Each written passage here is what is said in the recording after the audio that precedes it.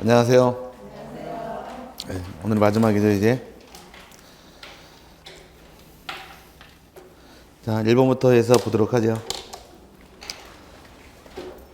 1번, 공간정보의 구축 및 관리에 관한 법률상 용어의 정의 중 틀린 것은 1번, 부동산 종합공부란 토지의 표시와 소유자에 관한 사항, 건축물의 표시와 소유자에 관한 사항, 토지 이용 및 규제에 관한 사항, 부동산 가격에 관한 사항 등 부동산에 관한 종합정보를 정보관리 체계를 통하여 기록, 저장한 것을 말한다 해서 부동산 종합공부는 네 가지가 크게 등록이 됩니다. 그래서 등록할 사항은 토지 표시하고 소유자, 두 번째가 건축물의 표시하고 소유자가 있고 토지 이용 및 규제가 있으며 마지막에 부동산 가격까지 해서 네 가지를 다루는 정보를 부동산 종합공부라고 부릅니다.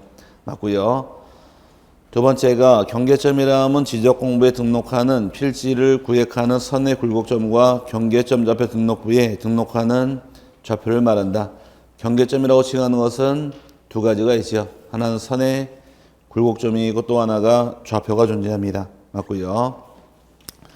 세 번째가 연속 지적도란 지적 측량을 하지 아니하고 전산화된 지적도 및 이메도 파일을 이용하여 도면상 경계점들을 연결하여 작성한 도면으로서 측량에 활용할 수 없는 도면을 말한다.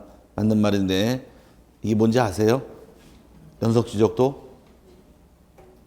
아세요?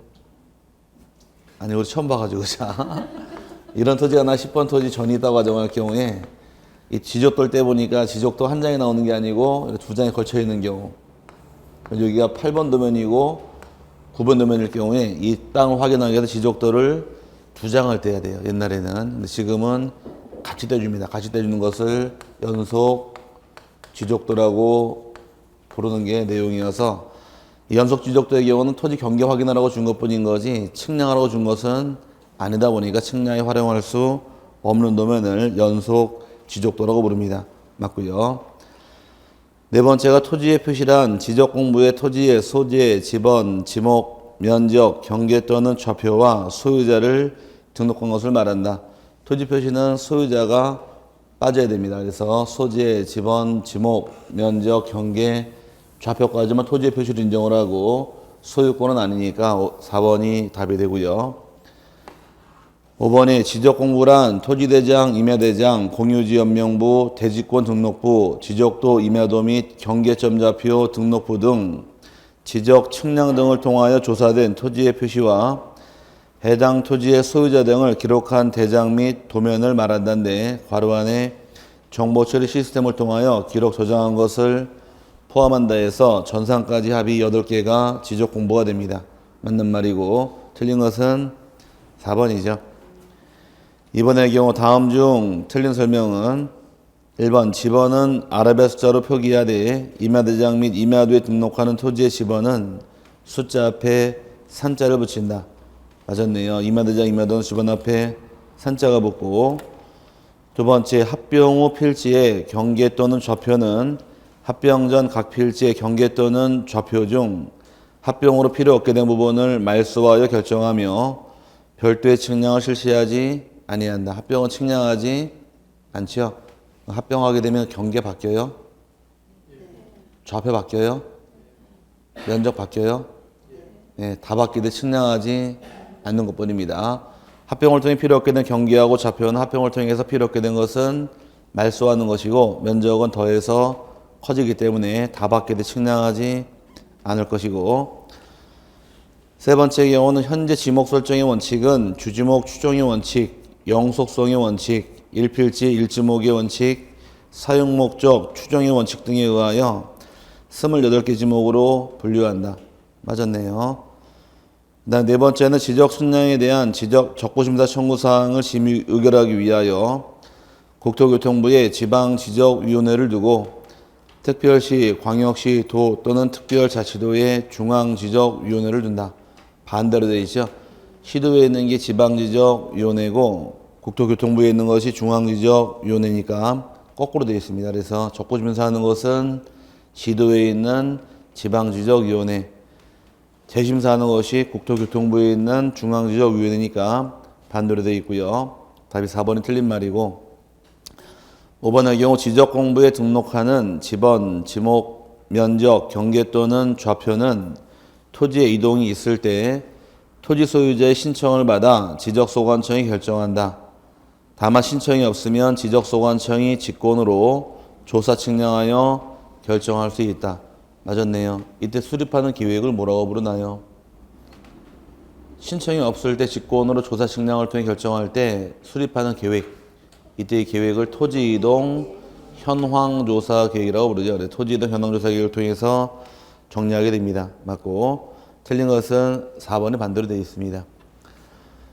3번은 다음은 지번부여 원칙에 대한 사항이다. 틀린 것은 1번 합병의 경우에는 원칙적으로 합병 대상 지번 중 선순위 지번을 그 지번으로 하되 본번으로 된 지번이 있는 때에는 본번 중 선순위 지번을 합병 후 지번으로 한다.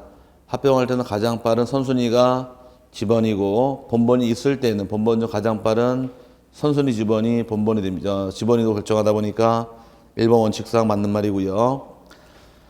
두 번째가 분할의 경우에는 분할 후 필지 중 1필지의 지번은 분할 전 지번으로 하고 나머지 필지의 지번은 본번의 최종 부번 다음 순번으로 부번을 부여한다. 여기 분할할 때 원칙이죠. 외워놓으셔야 돼요. 하나밖에 없어요. 최종 부번, 다음 부번 나오는 것은. 세 번째, 분할의 경우에는 분할되는 필지에 주거용 또는 사무실 등의 건축물이 있는 경우에는 그 필지를 분할 전 지번으로 부여하여야 한다. 분할할 때 예외 규정이고. 네 번째는 합병의 경우 토지 소유자가 합병 전 필지에 주거 또는 사무실 등의 건축물이 있어 그 건축물 등이 위치한 지번을 합병 후 지번으로 신청하는 때에는 그 지번을 합병 후 지번으로 부여해야 한다. 합병할 때는 그냥 주는 게 아니라 신청을 해야 부여하니까 맞는 말이고요. 5번이 신규 등록 및 등록 전환지의 지번부여 원칙은 당해 지번부여 지역의 최종 본번에 이어지는 본번으로 부여한다. 이게 잘못된 말이죠. 신규 등록하고 등록 전환 시에 지번 어떻게 부여하더라? 신규 등록이 있다거나 또는 등록 전환이 있을 경우에 지번 부여할 때 원칙은 인접한 토지 본번에 부번을 부여하는 것이 원칙입니다. 그 다음에 예외 규정은 다만 다음에 해당하는 경우는 최종 본번 다음 번호부터 순차적으로 본번만으로 부여할 수 있다 해야 한다. 할 수 있다 재량사항이 3개가 빠지는데 하나는 대상 토지가 제일 마지막 지번, 최종 지번 토지와 인접한 경우는 그 다음 지번 줄 수도 있고 두 번째는 이미 등록한 토지와 거리상으로 멀리 떨어져서 부번이 불합리할 때는 본번만 부여할 수도 있고 마지막에 여러 필지로 토지가 만들어지는 경우에도 이때도 이렇게 최종 본번 다음 번호부터 본번만으로 부여할 수 있다가 돼야 되니까 이 세 가지는 이렇게 부여하는 거예요. 예외 규정은. 그럼 지금 원칙 물어본 거니까 원칙은 인접지 본번의 부번이므로 5번은 잘못된 말이 되겠죠. 그 다음에 4번의 경우는 도시개발 사업 등의 공사 완료 후 지적 확정 측량을 실시한 지역 안에 지번부여 방법으로 틀린 것은인데 가장 많이 나온 것 중에 또 한 부분이 이 도시개발 사업 등 지적 확정 측량 지역인데 이 지적 확정 측량 실시 지역은 지번 어떻게 부여하시더라? 원칙은 지번 부여할 때 종전 지번 중 본번만 사용하는 게 원칙이죠. 종전 지번 중 본번만으로 부여하실 것. 근데 본번이라 할지라도 사용 못하는 본번이 두 가지가 있다고 배웠습니다. 하나 도시개발 사업 시행지역 안 하고 밖에 동일한 본번이 있을 때 이 지번 사용할 수가 없게 돼 있고 또 하나 사업 시행지역 경계에 걸친 지번도 사용하지는 못하게 됩니다. 이 두 개를 뺀 나머지 본번으로 하는 것이 원칙이고 예외 규정의 경우는 다만 부여할 수 있는 종전 지번의 수가 새로 부여할 지번의 수보다 적은 때에는 이 말 뜻이 뭘까요? 뭔 뜻인지 알고 보시면 돼.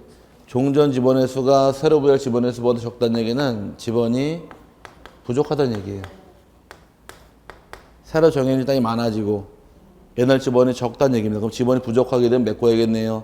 메꿀 때에는 방법이 블록 단위로 하나의 본번을 부여한 후에 세분해서 부번 부여할 수도 있고, 또 하나의 방법은 최종 번번 다음 번호부터 순차적으로 번번만으로 부여할 수도 있다 해서 이 두 가지는 할 수 있다 개념인 거지 의무 규정 아닙니다. 이게 도시개발 사업 시행자의 원칙의 예외 규정이고, 이 도시개발 사업 시행자역은 또 특이한 것이 공사 준공 전에도 지번을 미리 부여할 수가 있는데, 미리 부여할 당시에는 도시개발 사업 계획도에 따라 지번을 미리 부여할 수가 있으며, 또 이 지적 확정 측량 실시 지역을 똑같이 준용하는 경우가 3개 있다고 배웠을 겁니다. 준용하는 경우는 지번 부여 지역 내 지번을 변경하는 경우가 있고, 두 번째가 행정구역 개편을 통해서 지번 새롭게 부여하는 경우가 있으며, 마지막이 축척을 변경하는 경우에서 이 세 가지의 경우는 지적 확정 측량 지역을 준용하는 것이 방법인데, 여기서만 시험 문제 3번 나왔으니까 이것도 외워 놓으셔야 됩니다. 여기가 문제가 잘 나와요. 헷갈리니까. 그래서 안 놓고 넘어가실 부분이고, 1번의 경우는 이제 도시개발 사업 등이 완료됨에 따라 각 필지의 지번을 새로이 부여하는 경우에는 원칙적으로 종전의 지번 중 도시개발 사업 시행지역의 경계에 걸친 지번을 포함한 본번으로 부여해야 한다. 포함한 게 아니라 제외해야 되죠. 1번이 잘못된 말이고, 2번의 경우는 부여할 수 있는 종전 지번의 수가 새로이 부여할 지번의 수보다 적은 때에는 블록 단위로 하나의 본번을 부여한 후 필지별로 부번을 부여할 수 있다. 이게 예외 규정 요거네요. 블록식으로 부여할 수도 있다. 맞고, 세 번째가 부여할 수 있는 종전 지번의 수가 새로이 부여할 지번의 수보다 적은 때에는 그 지번 부여 지역의 최종 본번의 다음 순번부터 본번으로 하여 순차적으로 지번을 부여할 수 있다. 이것도 예외 규정 두 번째 거 맞고요. 그 다음에 네 번째가 지적 확정 측량을 실시한 지역 안에 종전의 지번과 지적 확정 측량을 실시한 지역 밖에 있는 본번이 같은 지번이 있을 때 그 지번은 부여할 수 없다. 안과 밖에 동일한 번호 사용할 수 없다. 맞고요. 5번이 축척 변경 시행지역의 필지의 지번을 부여할 때에는 도시개발 사업 등 지적 확정 측량 지역의 지번 부여 규정을 준용하여 부여한다. 준용하는 경우 몇 개 있다고 떠들었어요? 3개에서 축척 변경을 준용하니까 맞는 말이고, 틀린 것은 1번이 잘못된 말이 되겠죠. 5번의 경우 지번의 변경에 관한 설명으로 틀린 것은 1번 지번의 변경이란 지번 부여 지역의 일부 또는 전부의 지번이 순차적으로 설정되어 있지 아니한 때 새로이 정하는 것을 말한다. 이게 지번 변경의 하나의 의의가 될 것이고요.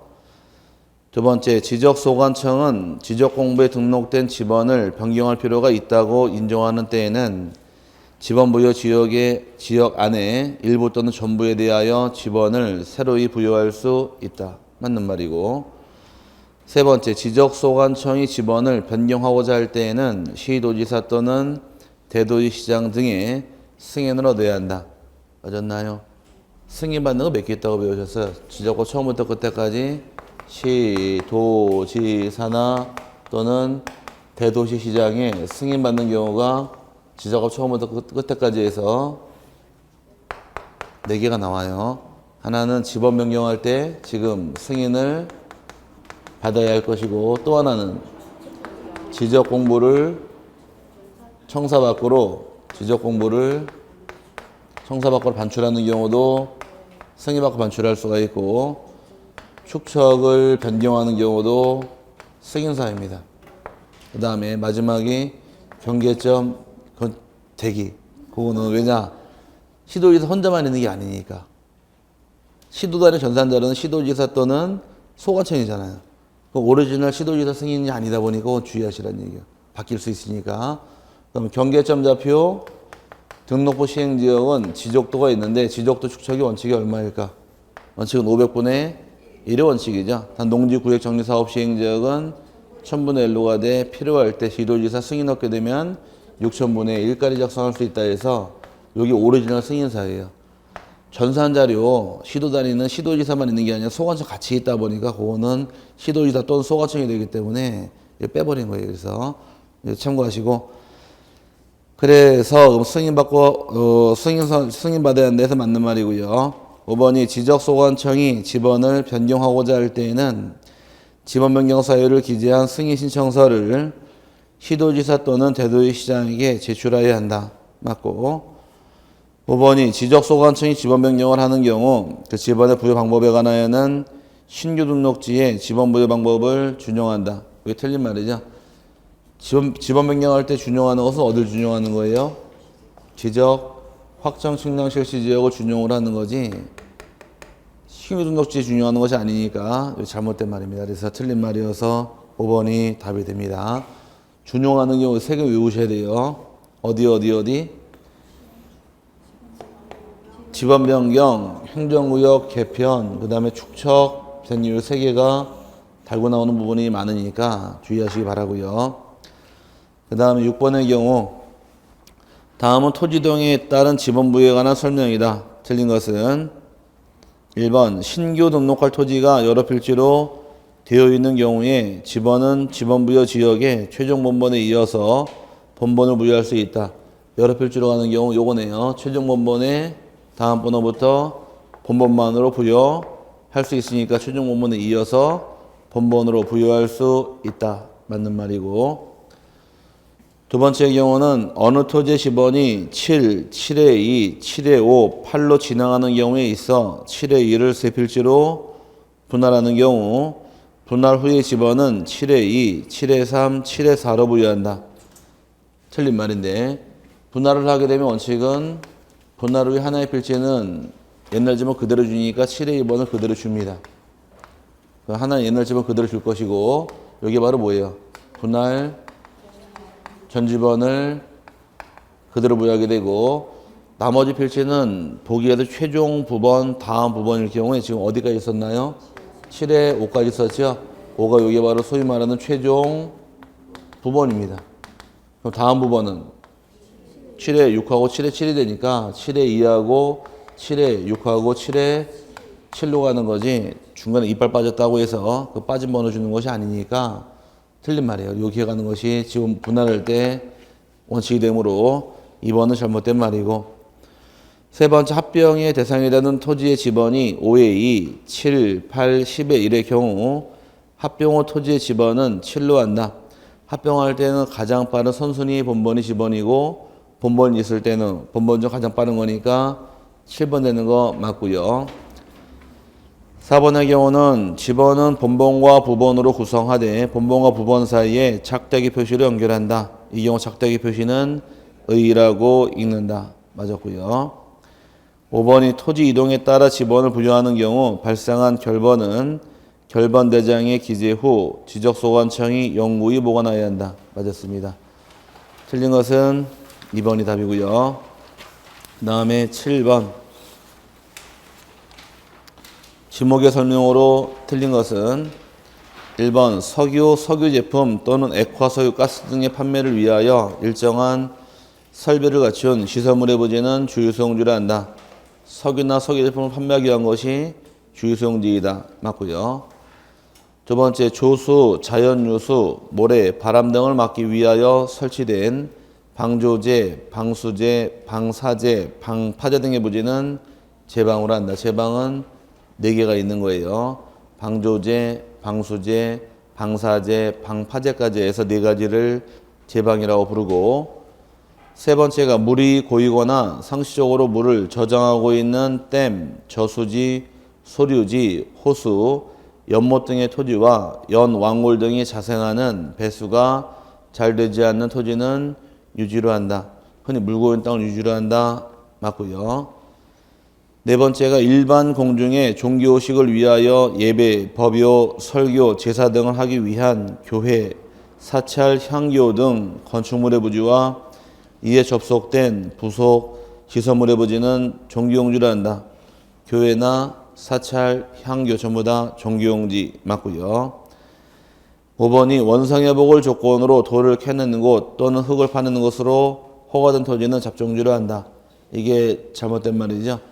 원상회복 요건이라는 얘기는 잡종지에서 제외가 됩니다. 그럼 지목이 뭘까요? 원래 지목대로 가는 거예요. 임야를 어떻게 외우셔라? 임야는 지지지 땅땅 지지 뭐라고요? 빨리 따라하세요. 지지지 땅땅 지지 이렇게 뒤에 다 지루 또는 땅으로 끝나는 게 임야인데 수림지, 중림지, 암석지, 자갈땅, 모래땅, 습지, 황무지 요거를 임야라고 부르는데 모래땅은 지목이 임야인데 원상회복 조건으로 모래를 퍼냈다고 해서 지목이 잡종지로 바뀌는 것은 아니고 원래 지목이라는 얘기입니다. 그래서 5번은 지목이 바뀌는 것이 아니니까 잘못된 말이에요. 그 다음에 8번이 지목을 지적도 또는 임야도에 등록 표기할 때 지목 명칭을 차문자로 표기하지 아니하는 지목을 물어봤습니다. 지목이 나오는 장문 몇 개 있다고 배우셨나요?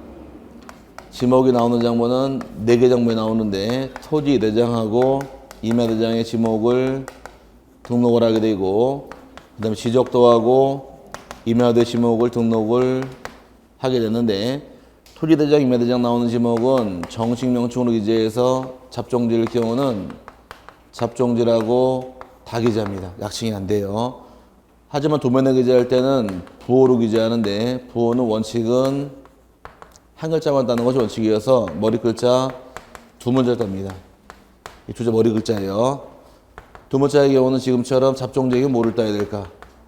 잡을 따겠죠. 한 글자만 따주는 게 원칙인 반면에 예외 규정은 두 문자가 아니라 차문자 따는 경우가 있어서 차문자 따는 경우는 4가지 만들어지는데 이 4가지는 외우시면 되겠죠. 하천의 경우는 천을 따야 되고 유원지의 경우는 원을 따야 되고 공장용지의 경우는 장을 딸 것이고 주차장의 경우는 차를 따게 됩니다. 이 4가지를 제외한 나머지는 전부 다 머리 글자인데 이 4개 가지고도 시험 나올 당시에 그래도 18회 시험, 19회 시험, 20회 시험, 23회 시험 4번 냈어요. 23회 시험 어떻게 나왔느냐? 지목이 공장 용지의 경우 도면에 기재할 때는 공으로 기재한다. 이렇게 문제를 달고 들어오다 보니까 4개는 기본적으로 외우시기 바랍니다. 답이 되는 것은 차문제를 따는 게 아닌 것은 2번이겠죠. 주유소용지. 쉬웠던 문제고요. 그다음 9번의 경우는 다음 지목의 분류로 옳은 것은 1번 물을 상시적으로 이용하지 않고 곡물, 원예작물, 약초, 뽕나무, 당나무, 묘목, 관상수 등의 식물을 주로 재배하는 토지와 식용으로 죽순을 재배하는 토지는 전으로 한다. 물을 이용하지 않고 작물을 재배할 때가 전이더라. 그럼 1번은 맞는 말이고 2번 물을 상시적으로 직접 이용하여 벼, 연, 미나리, 왕골 등의 식물을 주로 재배하는 토지는 유주로 한다. 유주로 가는 것이 아니라 답으로 가겠죠. 그 다음에 3번째가 사과, 배, 밤, 호두, 귤나무 등 과수류를 집단적으로 재배하는 토지와 이에 접속된 저장고 등 부속 시설물의 부지와 주거용 주물의 부지는 과수원으로 한다. 틀렸네요. 어디까지가 과수원이에요 그러면? 예? 부속 시설물의 부지까지가 과수원이고 주거용 토지만은 대로 가는 겁니다. 그럼 주거용 토지 대로 가는 거, 즉 대이어서 양이 못하는 거 몇 개 있다고 배우셨어요? 3개 있다고 배웠죠? 과수원하고 목장용지하고 또 하나가 묘지. 틀린 말이고 그 다음에 4번째가 축산업 및 낙농업을 하기 위하여 초지를 조성한 토지 및 축산법 제2조 제1호에 따른 가축을 사육하는 축사 등의 부지와 주거용 토지는 목장용지를 한다. 또 주거용 토지는 목장용지에서 제외되니까 잘못된 말이고 5번이 산림 및 원야를 이루고 있는 수림지, 중림지, 암석지, 자갈땅, 모래땅, 습지, 황무지 및 갈대밭은 잡종지로 한다. 틀렸죠?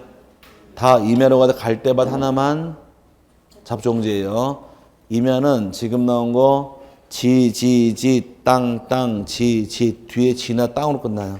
수림지, 중림지, 암석지, 자갈땅, 모래땅, 습지, 황무지로 기억하시고 잡종지라는 땅은 지나 땅이란 말이 일체 안 들어갑니다. 그러니까 잡종지는 어떻게 구성이 돼요? 제일 먼저 나오는 것이 갈대밭, 실에 물건을 쌓아두는 곳, 돌을 캐내는 곳, 흙을 파내는 곳, 야외시장, 비행장, 공동우물, 영구적 건축물 중 변전소, 송신소, 수신소, 송유시설, 도축장, 자동차 운전학원, 쓰레기 및 오물 처리장 등의 부지와 다른 지목에 속하지 않는 토지에서 진화 땅이란 말 붙어있질 않아요. 그럼 임야는 뭘로 끝나고? 진화 땅으로 끝나고 잡종이란 말 진화 땅이 없으니까 구별하시라고요. 구별하시면 섞어 놓을 때 잡아낼 수 있게 될 겁니다.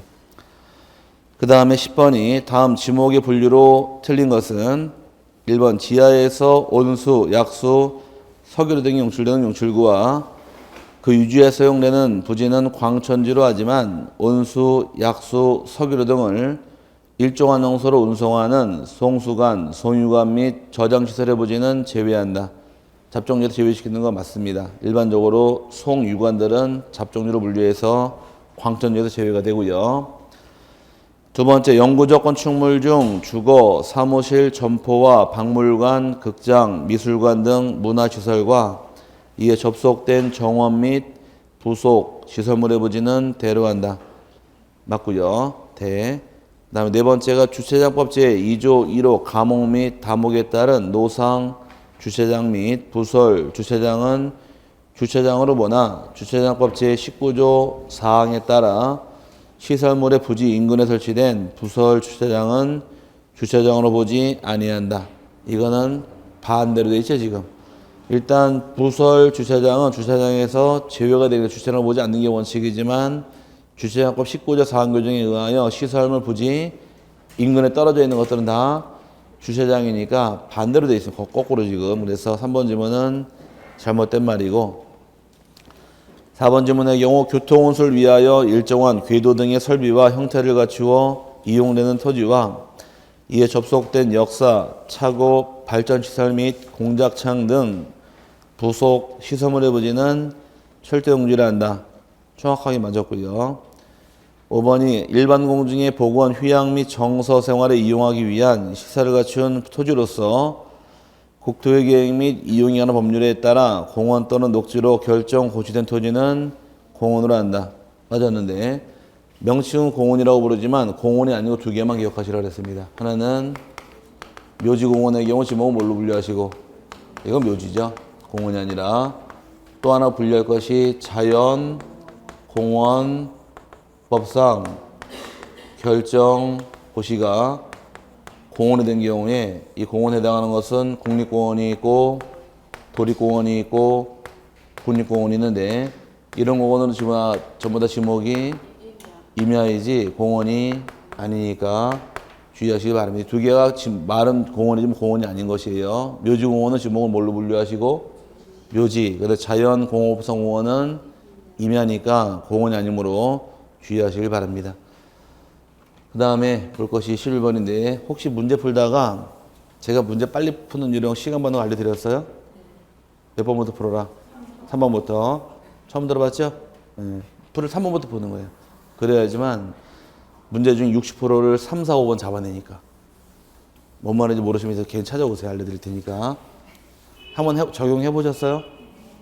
시간이 좀 벌든가요? 진짜로? 네? 어색하다고? 처음 하니까 어색하죠. 그러니까 한 두 번 해보면은 그 오디오 선다니까 20%씩 답이 변경됐다고 가정하게 되면 10문제 중에서 6문제는 3, 4, 5번에 있다는 얘기 답이. 그렇지 않아요? 그럼 60%는 1, 2번 안 읽고도 답을 잡아내니까 3개만 읽고 답을 잡아내기 때문에 시간이 많이 줄어요. 그러니까 몇 번부터 읽으셔라. 진작 왔으면 빨리 적용했을 거 아니에요. 자, 그래서 3번부터 읽으시면 시간이 대폭 감소가 됩니다. 그래서 1, 2번은 안 읽어도 10문제 중 6문제 답을 잡아낼 수 있으니까. 지문 2개만 안 읽어도 그만큼 기회 세이브가 되니까 한번 해보세요. 예. 그래서 어쩌다 1번 걸리면 좀 골치 아픈 일이 생기겠지만, 그 1, 2번 걸리면 40%밖에 안 되니까 확률적으로 그 3번부터 푸는 게 훨씬 더 이익이더라고요. 나름대로 연구 많이 한 거예요, 그거. 누가 그런 얘기 해주던가요? 어떻게 하면 시간을 줄일까 해서 혼자도 곰곰이 생각해 보니까 1번부터 풀게 되면 답이 5번이면 지문 쓸데없이 다 읽고 들어와야 되는데 3번부터 읽게 되면 3번 걸리면 3번 딱 찍고 넘어가면 3, 4번 걸리면은 60%는 1, 2번 안 읽어도 되니까 그래서 이게 훨씬 더 이익이 아닌가라는 생각을 하게 됐어요. 그냥. 그래서 알려드린 거니까.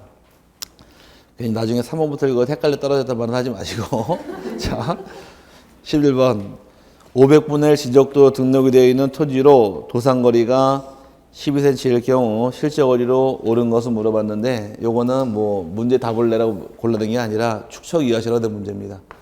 축척은 실제 거리가 있게 되면 실제 거리 곱하기 축척을 했을 경우에 나오는 것이 도면상 거리, 이게 축제 공식이에요. 여기서 두 문제 나온 적이 있는데 실제 거리가 여기서 여기까지가 만약에 60m일 경우에 축척을 500분의 1로 줄이게 되면 도면상은 몇 cm입니까? 이게 축척의 공식이에요. 지금 나온 것이 실제 거리가 몇 미터래요? 60m 곱하기 500분의 1 하게 되면 몇 cm로 나옵니까? 이게 축척의 공식이니까 요거 외워놓으시고 적용하셔야 됩니다. 그럼 이제 60m를 cm로 하려고 그럴 경우에 이걸 먼저 cm로 바꿔야 돼요. 1m가 100cm니까 곱하기 100을 하게 되면 6000cm가 되겠죠. 6000cm 곱하기 500분의 1라는 얘기는 6000 나누기 500 하라는 얘기니까 얼마가 나올까? 이거 곱하는 거 아니에요.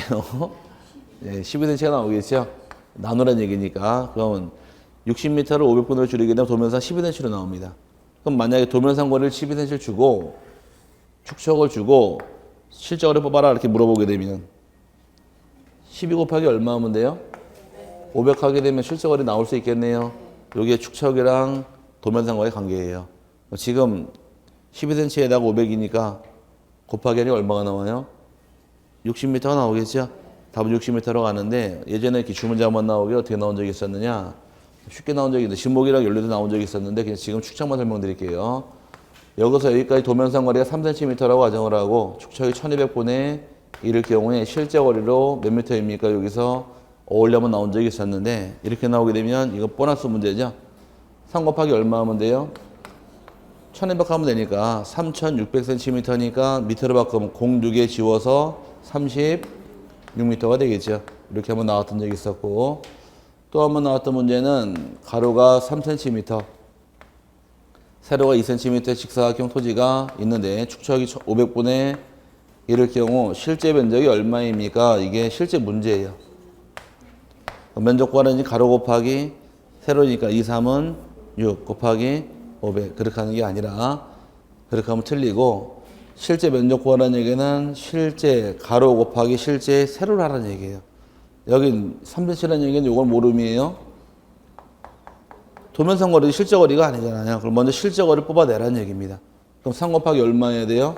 500, 3, 5, 15 가로는 15m라는 얘기고 실제로 세로는 2, 5, 10m니까 곱하기 하게 되면 150이 되는 거예요. 이렇게 푸는 것이 실제 면적 구하는 것이다 보니까 이렇게 문제를 주고서 면적 뽑아라 했던 게 실제 문제입니다. 이건 축척의 개념을 알아야지 문제를 풀어요. 2, 3은 6 곱하기 500 하게 되면 이게 아니거든. 그러니까 실제 면적 구하라는 얘기는 실제 가로 곱하기 실제 세로를 통해 면적 뽑아내는 것이 방법이다 보니까 축척의 공식을 알고 계셔야 돼요. 이거 뭐 어려운 공식은 아니니까 학교에서 뭐 감채기금 계수니 막 그런 거 다 배우면서 이 공식 못 외우면 안 될 테니까 그냥 실제 거리 곱하기 얼마 하셔라? 축척 곱하기 되면 나오는 것이 도면상 거리대로 기하시면 내용이 파악이 될 겁니다. 그래서 답은 60m가 될 것이고요. 그 다음에 12번의 경우 다음 설명 중 틀린 것은 경계점 접해등록부 시행지역의 면적이 100.45제곱미터의 경우에 토지대장에 등록할 면적은 100.4제곱미터이다. 면적은 축척의 분모가 1000단위가 있고 분모가 100단위가 있는데 100단위의 경우 두 개로 나눠서 하나는 600분의 1 지역이 있고 또 하나가 경계점 좌표 등록부 시행지역 나눠서 면적을 정하게 되면 축척의 분모가 1000단위의 경우 등록하는 면적은 제곱미터까지 결정하다 보니까 1제곱미터가 등록할 단위 면적이고 100단위는 0.1제곱미터, 제곱미터 한 자리까지 등록하는 것이 면적입니다. 이게 단위 면적으로 이 면적 미만은 다 이 면적이에요. 그럼 1번의 경우는 경계점 좌표 등록부 시행지역이니까 면적 0.1까지 가겠죠. 1번에 100.45가 나온 경우 얼마이냐? 0.1까지 잘라서 0.05 초과인가요? 미만인가요? 딱 걸렸죠? 딱 걸린 경우 앞에 숫자가 홀수다 짝수다. 짝수니까 여기는 쫙 버려서 100.4가 됩니다. 1번은 100.4로 한다. 맞는 말이고. 이번의 경우는 축척이 500분의 1 지역에서 330.55가 나온 경우 얼마입니까? 네. 여기도 100단위니까 0.1까지 결정해서 0.05 딱 걸린 경우 앞에 숫자가 홀수니까 홀딱 올려서 330.6이 됩니다. 맞고요.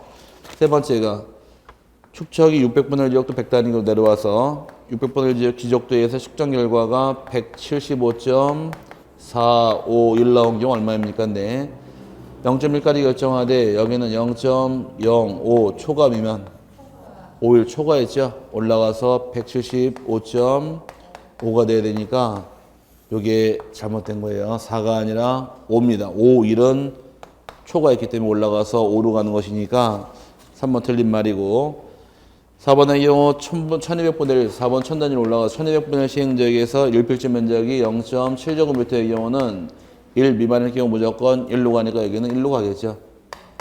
그 다음에 맞는 말이고 5번의 경우는 임야도 1200분의, 축척이 1200분의 1 지적도에서 측정 결과가 119.45가 나온 경우에 이때 얼마였냐인데 여기는 1까지 결정하되 0.5 미만이니까 다 버려서 119로 가는 것이 면적이므로 맞는 말이고 틀린 것은 3번이 잘못된 말입니다. 이런 문제는 서비스 문제예요. 그 다음에 13번 면적을 결정하는 방법에 관한 설명으로 틀린 것은 1번 신규 등록 전환, 분할 등이 있는 경우에는 지적 측량을 하여 면적을 결정해야 한다. 분할은 측량하나요? 예, 신규 등록도 등록 전환도 다 측량하는 측량을 통해 결정해라. 맞고 두 번째 분할 측량을 한 결과 면적이 허용오차 이내의 경우에는 각 필지에 나누며 허용오차를 초과하는 경우에는 정정해야 한다. 면적 결정하게 되면 이제 오차 처리할 때 어떻게 할 것이냐 이 부분을 잘 내는데 오차 처리하게 되면 먼저 등록 전환이 있는 경우 등록 전환이 있는 경우 오차가 발생한 경우에 오차 이내와 초과를 나눠서 이내의 경우 어떻게 하시라고 배웠고 이때 등록 전환 될 면적으로 가셔라. 그럼 이 등록 전환될 면적이라는 것은 얘는 측량 후의 면적을 의미할까요? 아니면은 임야대장 면적을 의미할까요?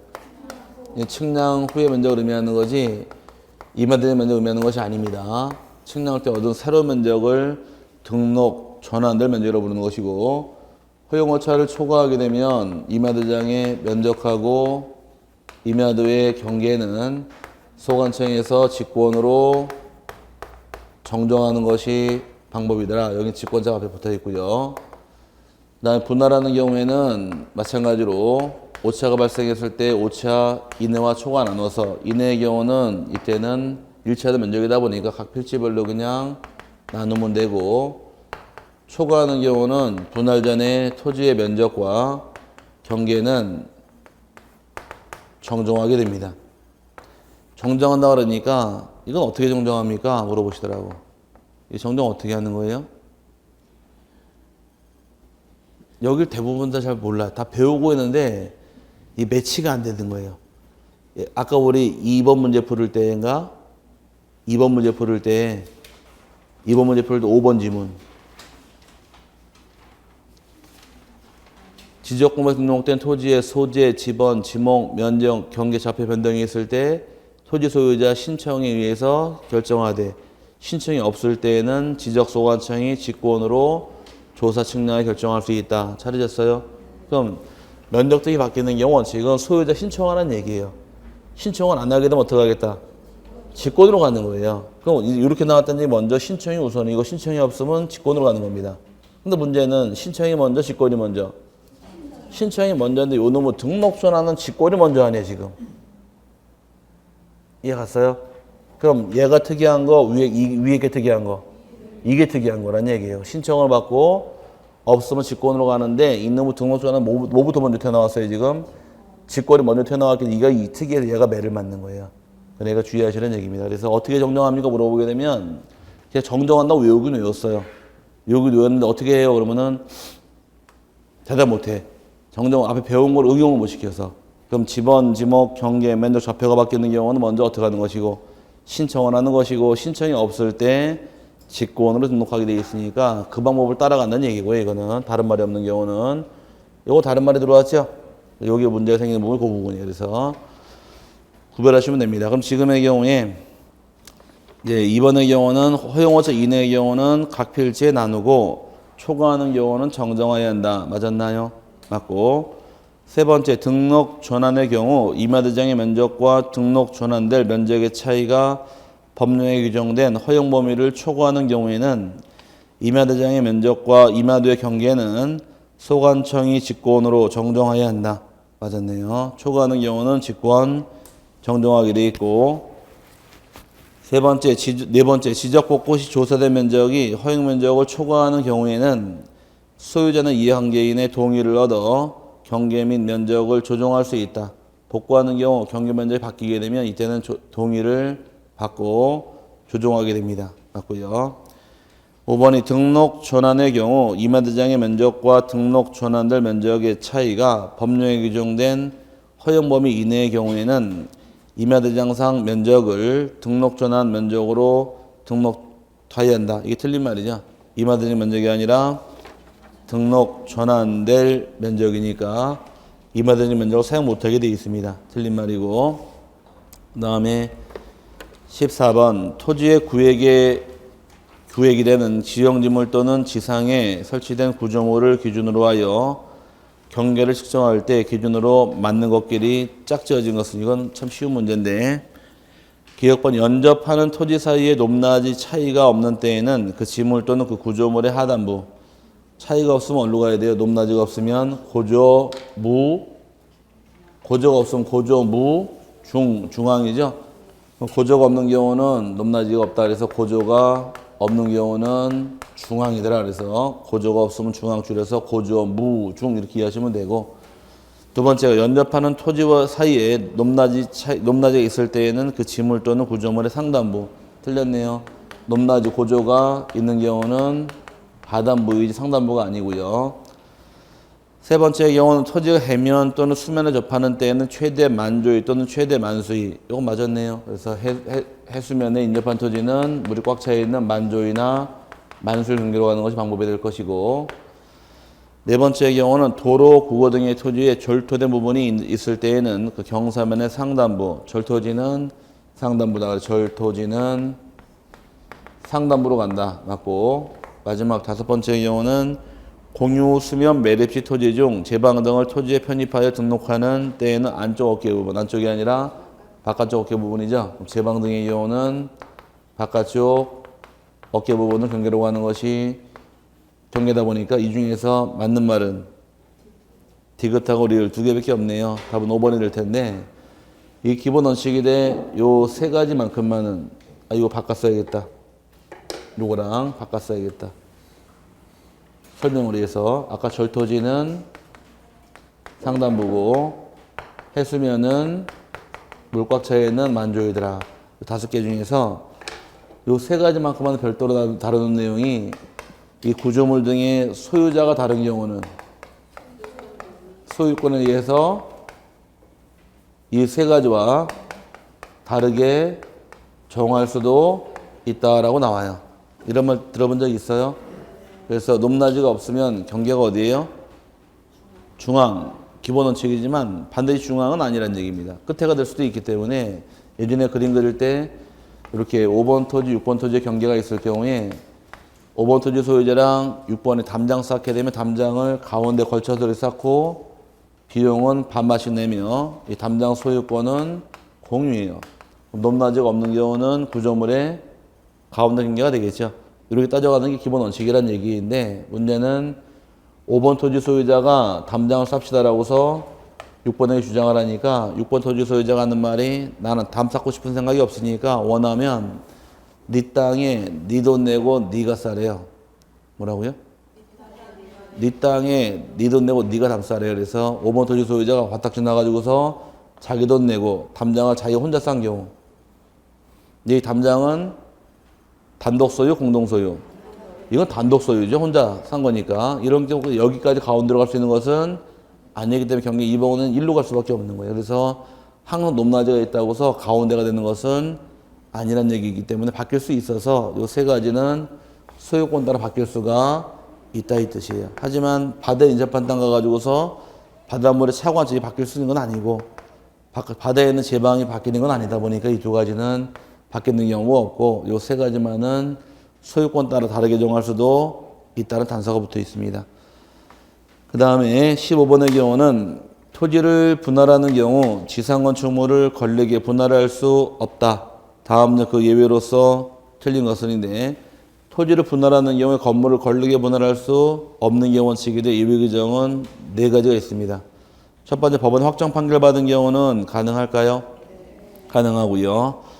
두 번째 소유권 이전이나 매매 등을 위하여 필요한 경우는 이거는 대상이 아니겠죠. 네 가지 없고 세 번째 공공사업 등으로 인하여 학교용지, 도로, 철도용지, 제방, 하천, 국어, 유지, 수도용지로 내는 토지를 분할하는 경우도 건물 물리게 분할할 수가 있고요. 네 번째가 도시개발 사업 등 사업 시행자가 사업지구 경계를 결정하기 위하여 분할하고자 하는 경우도 가능하며 마지막이 국토의 계획 및 이용이라는 법률 제30조 제6항 규정에 의한 도시, 군, 관리 계획 결정 고시와 동, 지형, 도면 고시가 된 지역에 도시, 군, 관리 계획성에 따라 토지를 분할하고자 하는 경우도 가능하다 해서 2번을 제외한 1, 3, 4, 5가 토지를 분할할 때 건물이 있는 경우 건물에 권리게 분할할 수 있는 예외 규정이 네 가지 만들어져서 여기서 시험에 3번 냈습니다. 기출문제가 3번 나왔는데 20회 나왔고 22회 나왔고 24회에서 3번 낸 부분이에요. 나온 보너스 문제니까 이제 맞추셔야 돼요. 그 다음에 16번 토지대장 및 임야대장의 등록사항으로 잘못 설명한 것은 1번 토지의 소재는 리동 단위까지 행정구역을 기재한다. 맞았나요? 맞았고 두 번째 지목은 정식 명칭을 사용하여 기재하더라. 맞고요. 세 번째 면적은 제곱미터 단위로 표시하더라. 맞고 다음에 개별 공시지가와 기준일 및 건축물의 위치를 표시한다. 이게 잘못된 말이죠. 개별 공시지가와 기준일까지 나오겠지만 건축물과 구조물의 위치가 나오는 것은 지적도와 임야도니까 건축물 위치는 대장에 나오지 않습니다. 그 다음에 집안은 임야대장 등록지 토지는 산 000에 000으로 표시하더라. 맞고요. 틀린 것은 4번이 됩니다. 17번의 경우는 다음은 도면에 관한 설명이다. 틀린 것은 1번 경계점 좌표 등록부를 비치한 지역의 지적도는 축척을 500분의 1로 하나 농지 구획 정리 사업 시행조의 경우 1000분의 1로 한다. 원칙은 500분의 1로 가되 농지 구획 정리 사업 시행지역은 1000분의 1로 가셔라.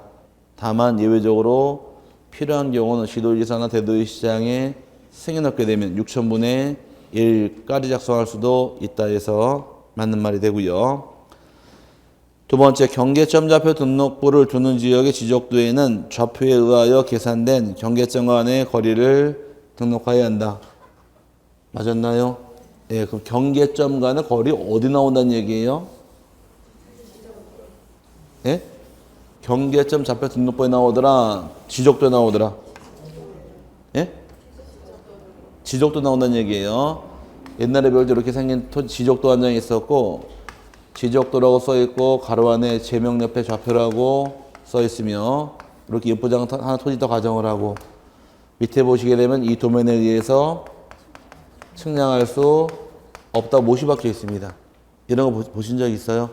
그럼 이런 지적도가 있게 되면 각 변마다 27.50, 뭐 20.05 이런 식으로 숫자가 다 써있는데 다 써있을 경우에 이 숫자가 말하는 게 무엇이냐요? 이 숫자가 말하는 것은 단위는 미터이고 실제 거리예요. 요 점서부터 요 점까지 실제 거리를 표시하고 있는 게 요 숫자의 뜻인데 요 꺾이는 점 뭐라고 불러요?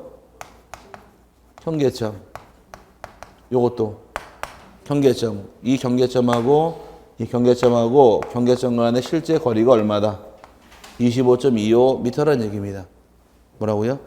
25.25m. 이걸 뭐라고 불러요? 경계점 간의 거리라고 부르는데 잘 들으실 거. 그럼 경계점하는 거리가 나오는 거 어디 나오느냐 이게 문제예요. 이게 어디 나올까? 지적도만 나오는 겁니다. 어디만 나온다고요? 지적도만 나오는데 모든 지적도가 아니라 이 지적도는 여기 써있기를 좌표라고 써있죠? 좌표라고 써있다는 얘기는 이 지역은 경계점, 좌표 등록부, 시행지역 내 지적도만 나오는 게 여기 특이한 점이에요. 그래서 다시 읽어보니까 경계점 좌표 등록부를 시행지역의 경우 그 지적도는 뭘 등록하셔라? 경계점 간의 거리를 등록하더라. 찾으셨어요? 이게 헷갈리면 안 돼요. 다시 경계점 간의 거리 어디 나온다고요?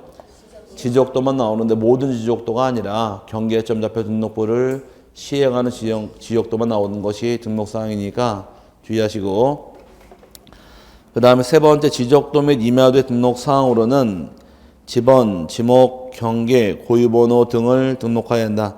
고유번호 잘못된 말이죠. 고유번호는 나와서 안 되니까 빠져야 되고, 고유번호는 도면을 빼고 다 나옵니다.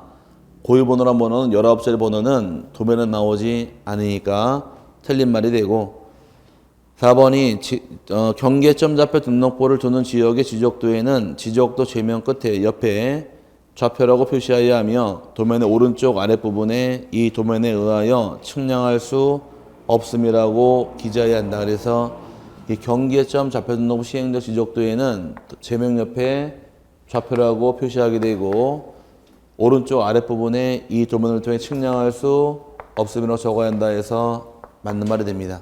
그럼 이 지역은 도면으로 측량하지 말란 얘기예요. 그럼 측량 뭘로 해라? 좌표로 측량하라고 이제 끌고 가는 거예요. 그럼 일반적인 지역은 좌표가 있나요? 없죠? 일반적인 지역은 측량을 지적도라는 것이고, 이 지역 개발된 지역은 좌표가 있잖아요. 개발된 지역은 좌표로 측량하는 거지, 지적도로 측량 못한다고 못을 박아버려서 여기는 지적도 측량 안 되는 겁니다. 맞는 말이고, 5번의 경우 측량 기준점 중 동그라미 열숫자 마크는 지적 삼각점의 표시이다. 맞는 말인데, 지적 기준점이 몇 개 있다고 배웠어요? 3개 있다고 배웠죠. 지적 삼각점이 있고, 지적 삼각 보조점이 있고, 지적 도근점이 있는데, 지적 삼각점의 경우는 생긴 형태가 도면에 보게 되면 이렇게 나옵니다. 원에다가 열십자가 들어가 있으면 이거는 지적 삼각점 마크고, 원만 나와 이렇게 동그랗게 까맣게 칠해져 있으면 이건 지적 삼각 보조점이고, 원만 나오면 지적 도근점 의미하는데, 그 두 가지의 경우는 원 지름이 여기서 여기까지 지름이 3mm로 제도하게 되고, 얘는 지름이 2mm예요. 좀 작아요. 그럼 지금 나온 게 요거니까 요거는 뭘 의미하더라? 지적 삼각점을 의미하더라. 이렇게 물어봤더니 한 번에 질문하시기를 질문했습니다. 제가 지나가다 보니 지적 도근점을 딱 발견을 했는데요. 지적 도근점이 이렇게 생겼던데요. 테두리에다가 지적 도근점을 써있는 이 기준점 발견을 했는데, 딱 콜라 캔 요만하거든요. 콜라 캔만한 게 땅바닥 쇠로 박혀 있어요. 다녀보시면 많이 있거든요, 주변에. 이걸 발견하셔가지고 사진을 찍어 오셔가지고서 실제로 이렇게 생겼는데 왜 이렇게 등록합니까? 물어보시더라고. 실제로 이렇게 생겼지만 도면에 나올 때는 이렇게 나온다는 얘기예요. 이해 갔어요? 실제로 이렇게 생겼지만 도면 이렇게 나온다 이 뜻인 거지, 실제랑 도면 나오면 구별하시라는 얘기예요. 그러니까 이거는 모르셔도 되고 이걸로 기억하면 되는 겁니다. 요거로. 옛날에 우리 초등학교 다닐 당시에 이건 무슨 마크로 배웠어요? 예? 지도 보면 이런 거 나왔잖아요. 온천이라고 안 배웠나요? 요즘 애들한테 물어봤더니 이게 뭐로 배웠냐 그러니까 무슨 장 그러더라고. 그래서 무슨 장이 중요한 게 아니라 온천인데, 온천 건물은 삐죽한 건물도 있고 네모난 건물 많이 있잖아요. 다 건물 생김도 다 다르지만 뭐 이렇게 나오다 보니까 그래서 그러니까 생김새는 이렇게 생겼다 할지라도 도면 이렇게 나온다 이 뜻인 거지. 그러니까 자꾸 이 실제 생긴 거 보시고 비교하지 마시라는 얘기예요.